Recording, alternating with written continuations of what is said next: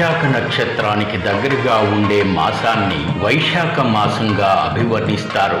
శ్రీ మహావిష్ణువుకు అత్యంత ప్రీతికరమైన మాసం వైశాఖ మాసం. దీన్ని మాధవ మాసంగానూ చెబుతుంటారు. అందులోనూ వైశాఖ పూర్ణిమ యావత్తు ప్రపంచాన్ని అనుగ్రహించిన రోజు. శ్రీ మహావిష్ణువు హిరణ్యకశిపుణ్ణి వధించి భక్త ప్రహ్లాదుని రక్షించడానికి ఈ భూమి మీద శ్రీ వరాహ లక్ష్మీ నృసింహస్వామి వారి రూపంలో అవతరించిన రోజు ఇది.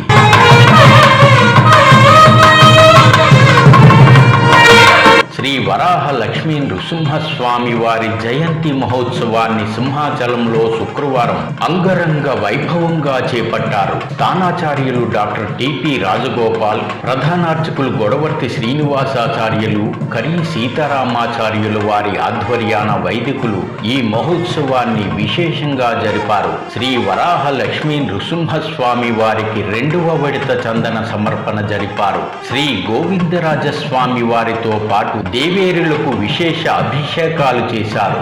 దివ్య ప్రబంధ అధ్యాపకులు దివ్య ప్రబంధాన్ని గానం చేశారు.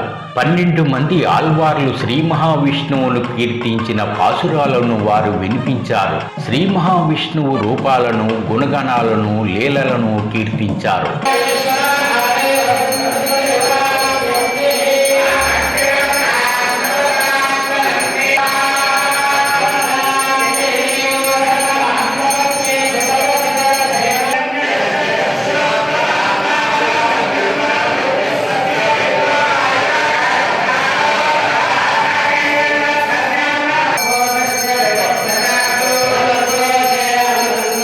శ్రీ సింహాద్రినాథుని దర్శించేందుకు వేలాదిగా భక్తులు విచ్చేశారు.